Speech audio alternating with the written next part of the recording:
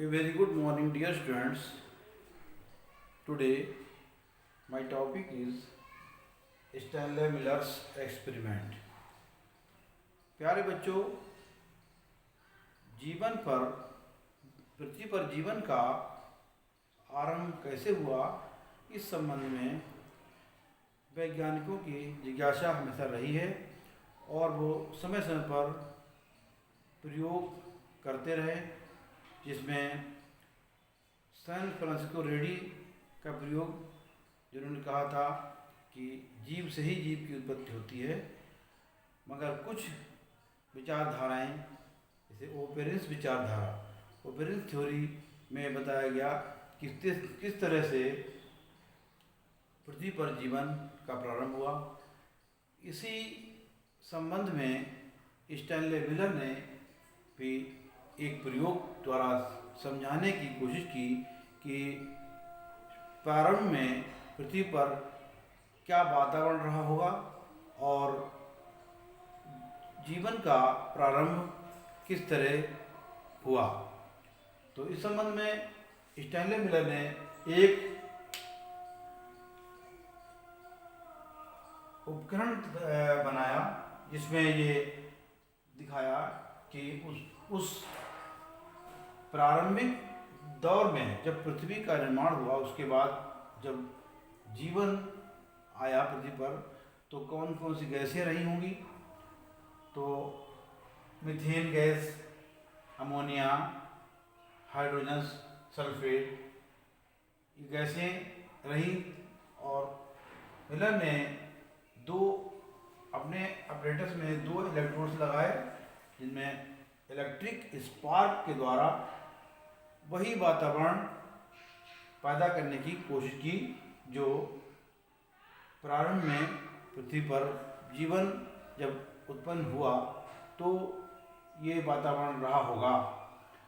तो मिलर ने अपने उपकरण द्वारा ये समझाने की कोशिश की कि कार्बनिक यौगिक युक्त जल, शर्कराएं, एलेनिन, ग्लाइसिन आदि इसमें यहाँ पे भरी, और ये उबलता हुआ जल यहाँ पे दिखाया, तो ये जल वाष्प ऊपर को उठती गई।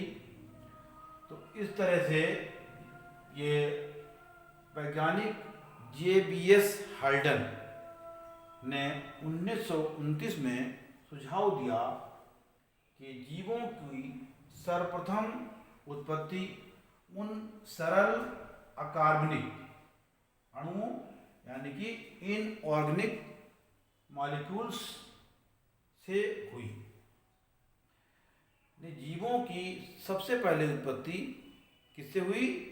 ये माना गया कि सिंपल इनऑर्गेनिक मॉलिक्यूल्स के द्वारा जीवों की उत्पत्ति हुई होगी, जो पृथ्वी की उत्पत्ति के समय बने थे। जब पृथ्वी की उत्पत्ति हुई उसी समय ये इनऑर्गेनिक अणु बने थे। स्टैनले मिलर तथा हेराल्ड सी यूरे ने 1953 में प्रयोग किए और प्रमाण दिए कि सरल अकार्बनिक अणुओं से कार्बनिक अणु उत्पन्न हो सकते हैं।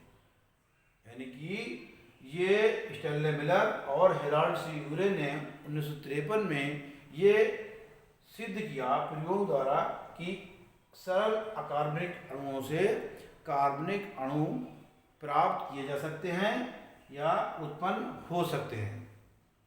उन्होंने ऐसे वातावरण का निर्माण किया जो संभवतः प्राथमिक वातावरण के समान था। जैसा मैंने अभी बताया कि प्रारंभ में पृथ्वी पर कैसा वातावरण रहा होगा, उसी के अनुसार उन्होंने प्राथमिक वातावरण का जो है उसका निर्माण किया अपने उपकरण के द्वारा, जिसमें ammonia, methane, ammonia NH3, methane CH4 और हाइड्रोजन सल्फाइड H2S गैसें तो थीं, परंतु स्वतंत्र ऑक्सीजन नहीं थी। पात्र में जल भी था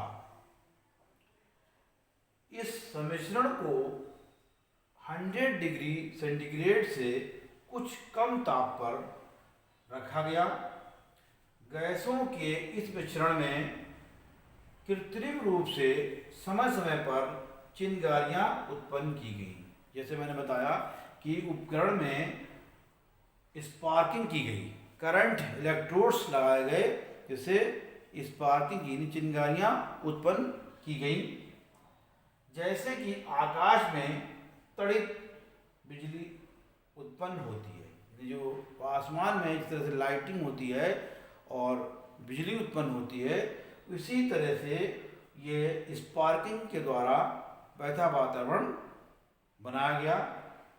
इस प्रयोग में देखा गया कि 15% मीथेन का कार्बन उपयोग हुआ। 15% मीथेन का कार्बन उपयोग हुआ और सरल अकार्बनिक यौगिकों में परिवर्तित हो गया। और जो कार्बन का जो उपयोग हुआ वो सरल अकार्बनिक यौगिकों में परिवर्तित हो गया।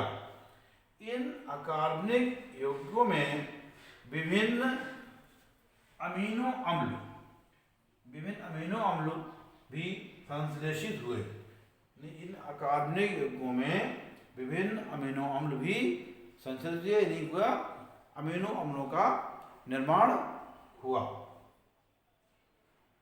जो कि प्रोटीन के अणुओं के निर्माण के लिए आवश्यक है। अमीनो अम्ल का ये काम है कि प्रोटीन के अणुओं का निर्माण करता है। यानी जो अमीनो अम्ल जो उत्पन्न हुआ, इससे ये माना गया कि प्रोटीन के अणुओं का निर्माण हुआ होगा, जो इसके लिए आवश्यक है।